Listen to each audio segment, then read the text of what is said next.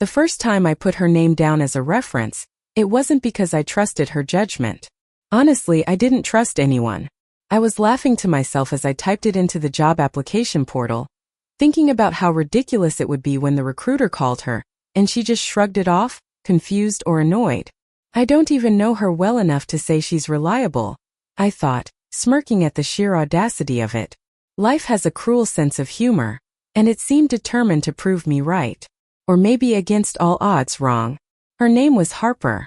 Harper with her soft brown eyes that somehow seemed to see right through my sarcasm. Harper, who always laughed too loudly in the corner of the coffee shop, throwing her head back in a way that made me wonder what the world looked like from inside her joy. I didn't know then that I'd be leaning on her shoulders in ways I never imagined. The phone call came on a gray Thursday morning, the kind of morning where the city felt like it was still asleep, wrapped in mist and drizzle. My apartment smelled faintly of last night's tea and yesterday's regrets. I stared at the phone thinking don't answer it, but curiosity or maybe fear won. I swiped expecting some corporate annoyance, a polite "we cannot consider you for this position." And maybe, just maybe, a tiny validating laugh at my audacity. "Hi, is this Harper Bennett?" The voice was sharp, professional, but polite. "Yes," she said. That one syllable made my heart skip in ways that were entirely irrational. "I'm calling from Hallbrook and Company regarding a reference for Emily Carter." And there it was, my joke delivered straight back to me like a boomerang with sharp edges. My mouth opened and closed, fumbling for words that didn't exist. Yes," Harper's voice continued, calm, steady. "I can speak to her work ethic." The laugh I had imagined never came. Instead, she talked with a certainty I hadn't expected, a warmth that felt like sunlight sneaking through storm clouds. I sank into the sofa, unprepared for how relieved I felt. Somehow she wasn't laughing at me. Somehow she was standing there unshaken, for a stranger she barely knew. I didn't realize it then, but that phone call was the first thread in a web that would pull us together. A joke that turned into something dangerously real. A game that somehow became trust. Later that week, I saw her at the corner coffee shop, the one we'd both claimed as our own little hideaway from the chaos of the city. She was laughing with someone else, golden light catching in her hair, a streak of auburn I'd always admired without admitting why. My chest tightened. I told myself to walk past, keep it casual. But instead I stopped, pretending to fumble with my bag, my gaze involuntarily finding hers. She caught it. Harper always caught everything. And for a brief, suspended moment, the rest of the world, noise, traffic, the unending city hum disappeared. We were just two people, and somehow the air between us was electric. "You really did stand up for me," I said later, voice barely above a whisper, when she'd finally come over to my table. Her smile was small, almost shy, but it made my stomach do that ridiculous fluttering thing it always did around her. "I didn't see it as standing up," she said. "I just said what I knew." Her eyes, earnest and unwavering, held mine. I wanted to laugh at how serious she was, but I didn't. Because beneath that simplicity, that quiet strength, was something I couldn't define, something that felt dangerously like hope. The following weeks were a blur of emails, job interviews, and the slow, terrifying realization that Harper had become the axis of my daily life. I started showing up at that coffee shop coincidentally, always hoping to see her, to catch that rare, fleeting glance. And each time she welcomed me with that same warmth, never forcing attention, never asking for it, just being. One rainy evening, the streets slick with reflected neon, she offered to walk me home.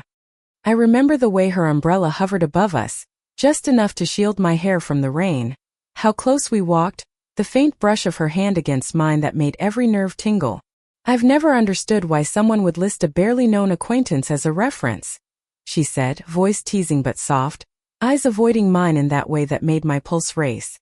I don't know," I admitted. "I thought it would be funny. I didn't expect." My words faltered because I didn't expect her to care. I didn't expect her to be here. "You're ridiculous," she said finally, laughing softly, her hand brushing mine just enough to leave sparks. "But maybe that's why I like you." That night, walking through rain-slick streets with her just inches from me, I realized the joke had grown into something dangerously unfunny. Something that felt like the start of a story I wasn't ready to read but couldn't put down. And as the city lights reflected on the wet asphalt, turning everything into a blur of gold and silver, I thought maybe, just maybe, jokes had a way of becoming truths if you were lucky or foolish enough.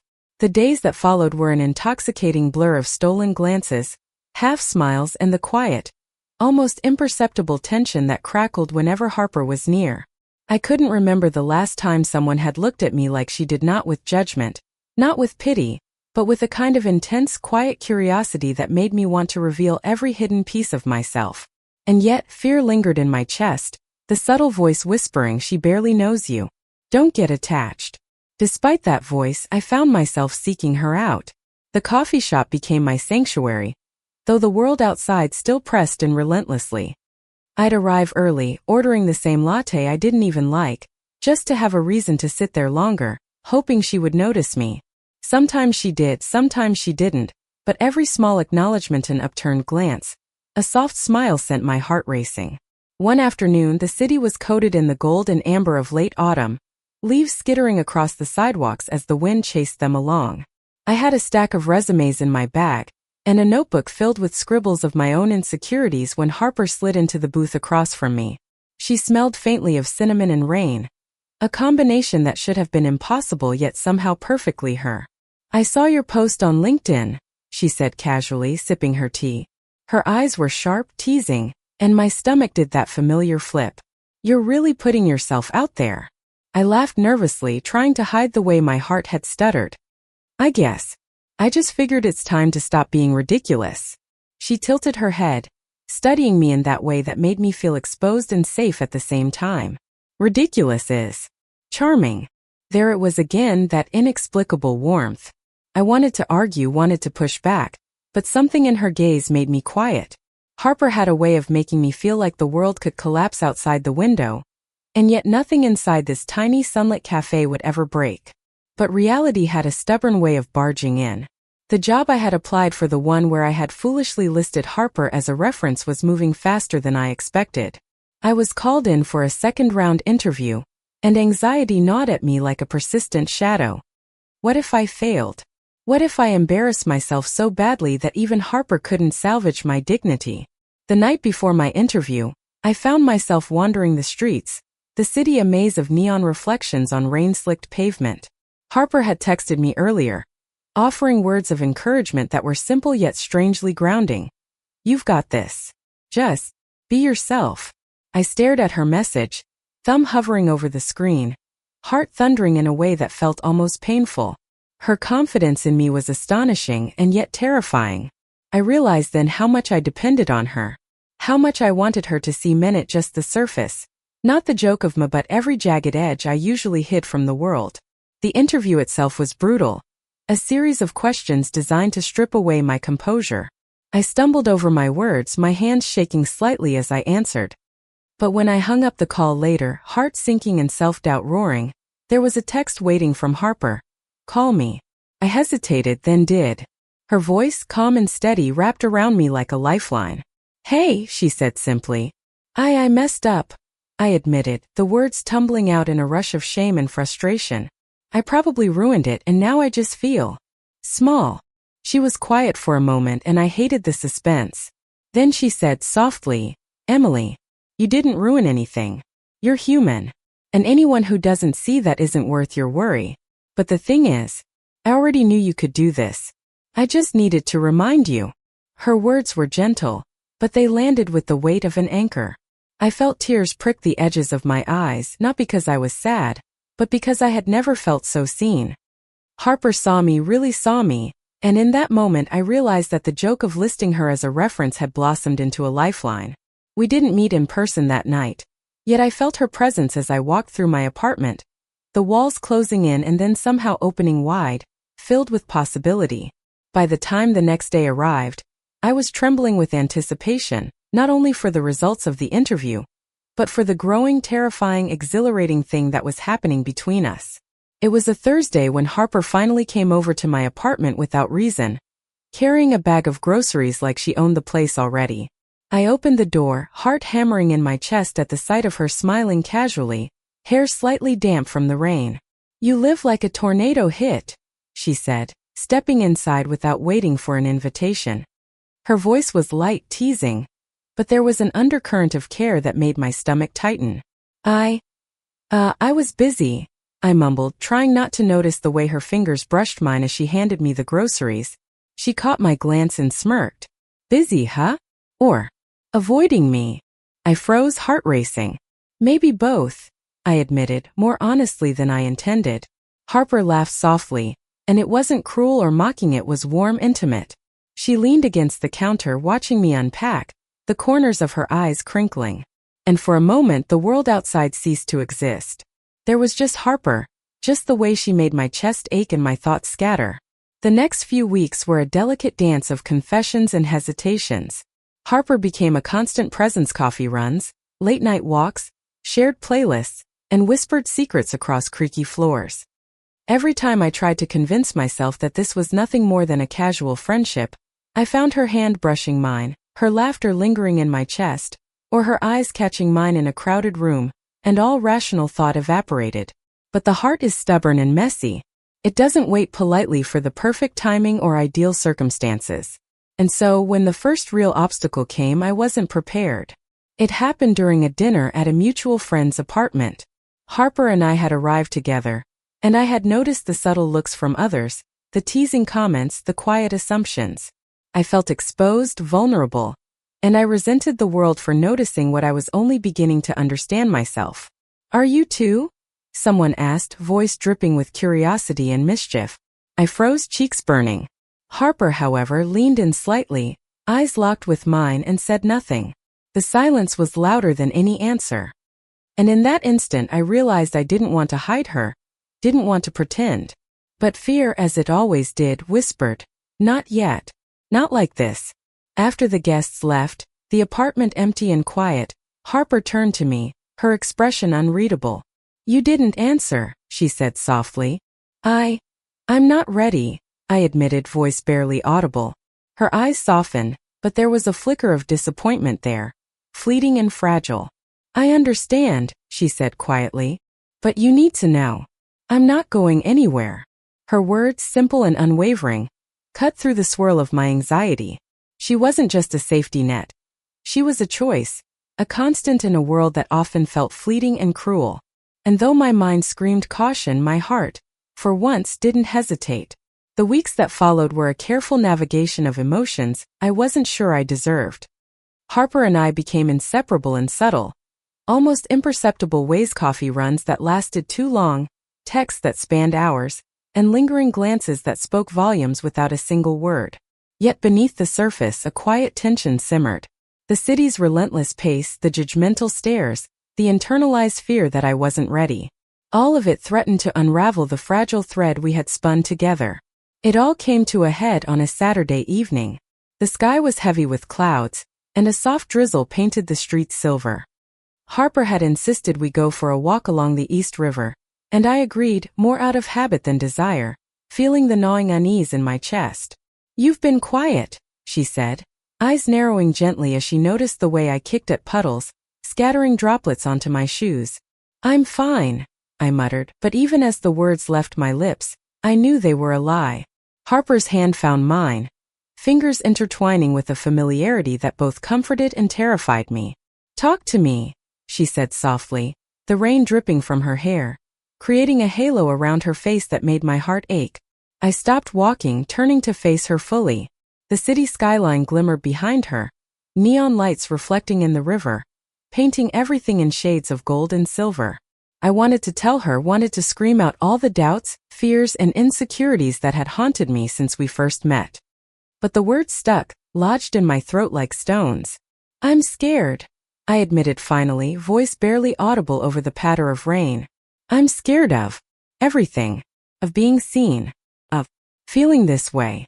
Harper's gaze softened and she stepped closer, tilting her head in a way that made my chest flutter. "Emily," she said gently, "scared is okay. Feeling this way doesn't make you weak. It makes you human." I wanted to argue, to insist that fear was proof of my failure, but the warmth in her eyes left me speechless. Her presence alone grounded me, made me realize that maybe, just maybe, fear wasn't the enemy, it was part of the journey we were on together. And yet, life has a cruel timing. Later that week, An unexpected message from my past landed in my inbox.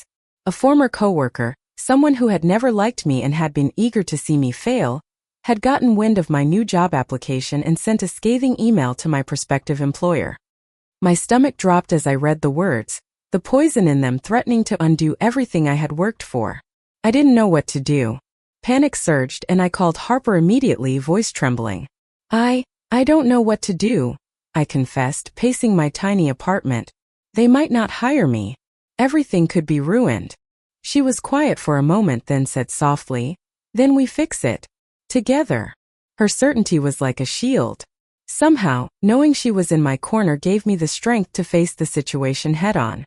We spent hours drafting emails, making calls, and strategizing. And through it all, Harper's presence was unwavering, calm, reassuring, unshakable.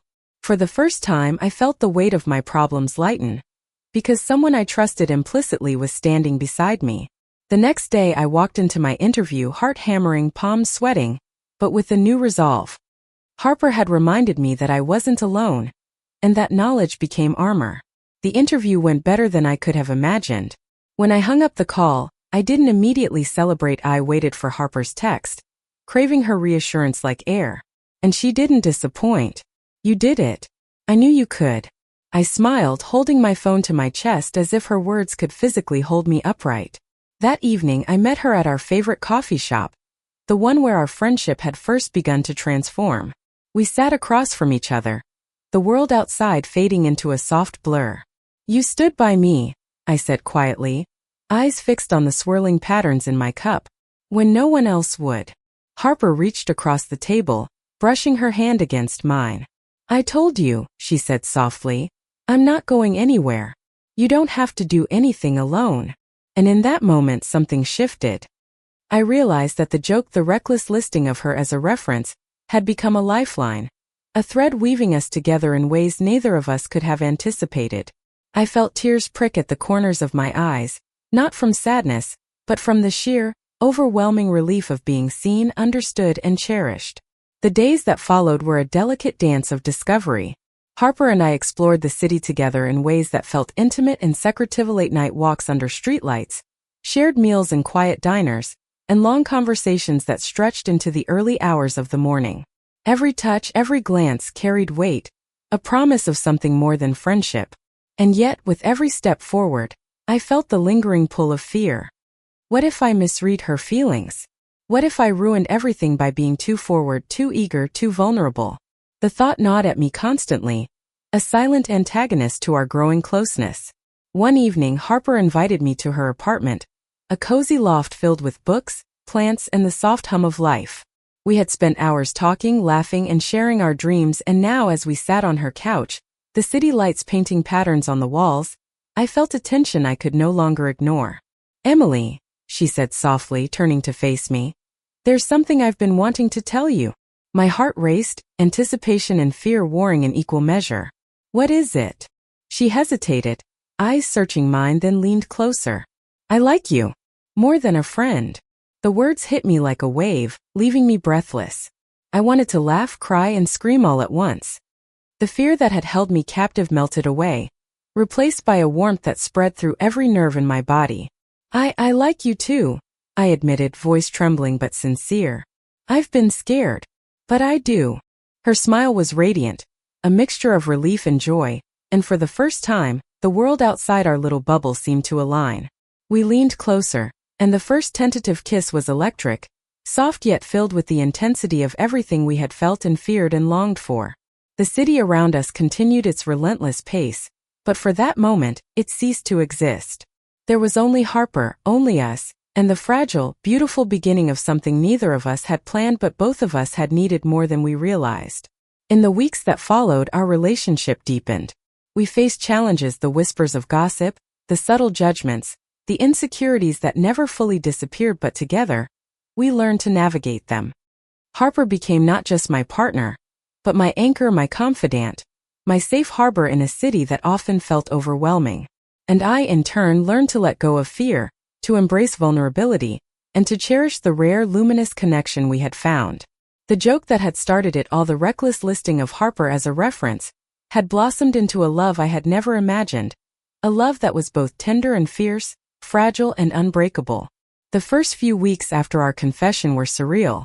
Every day felt like walking through a dream, where the city's noise softened into a gentle hum, and Harper's presence became the rhythm of my heartbeat. Yet life, in its persistent way, refused to grant us perfect calm. My new job came with pressures I hadn't anticipated. The position demanded long hours, challenging clients, and a constant sense of proving myself. I stumbled at first, unsure, doubting every decision, haunted by the memory of the email that almost ruined everything. But Harper's support was unwavering. She would show up at my apartment after long shifts with takeout in her hands, her smile brighter than any city light.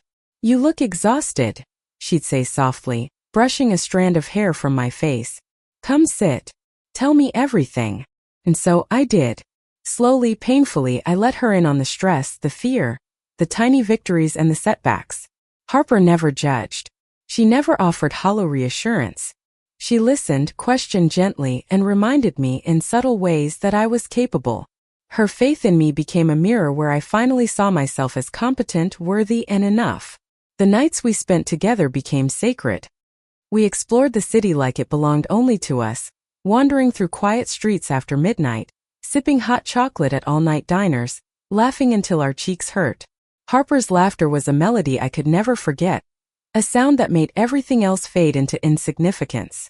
One rainy evening, much like the one when I had first admitted my fears, we found ourselves on a bridge overlooking the river. The water below reflected the city lights in rippling patterns, and the rain painted everything in a silver glow.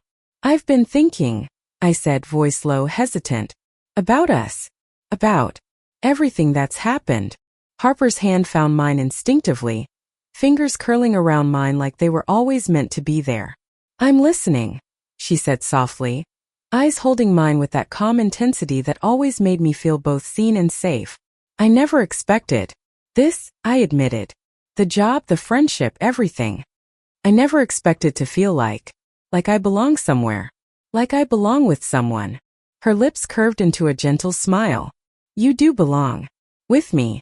And not just because of the job or the mistakes or the jokes. Because of who you are. Completely." The weight of her words settled over me, and I realized that the fear that had haunted me, fear of being seen, of being vulnerable, of losing control, was no longer a cage. Harper had become my freedom, my courage, my heart. We kissed then, slow and deliberate, a promise sealed in the rain. It wasn't just desire or infatuation, it was trust, understanding, and an acknowledgement that whatever came next, we would face it together. The weeks turned into months, and the challenges didn't disappear. Work remained demanding, life outside the bubble of our love still required navigation, and insecurities still whispered at the edges of our happiness. But Harper and I had developed a rhythm, a language of subtle touches, shared glances, and quiet affirmations that fortified us against the world. One evening I returned home to find Harper sitting on my couch with a small box in her hands, her expression a mixture of mischief and tenderness. "What's this?" I asked, curious, heart already fluttering. "You'll see," she replied, handing it to me. Inside was a delicate charm bracelet, each charm representing a memory we had shared: the coffee shop where we first met, the bookstore where we got caught in the rain, the little diner where we had our first late-night meal together. I can't," I said, touched, feeling tears prick at the corners of my eyes. "It's too much." "It's not too much," Harper said softly. "It's just right. Like us." I leaned across the couch, pressing my forehead to hers, savoring the quiet intimacy of the moment. "I love you," I whispered. "I love you too," she replied, voice steady, unwavering, and filled with a certainty that made my heart ache in the best way possible. The city continued its relentless pace around us, but within the walls of my apartment, time seemed to stretch and fold in on itself, holding only the two of us, safe and unbroken. We spent that night wrapped in each other's arms, talking, laughing, and dreaming about a future that felt both impossible and inevitable. Harper became not just a partner, but my anchor and my compass. Every decision, every step forward was strengthened by the knowledge that she was by my side. I began to thrive at work, no longer paralyzed by fear, because I had someone who believed in me unconditionally.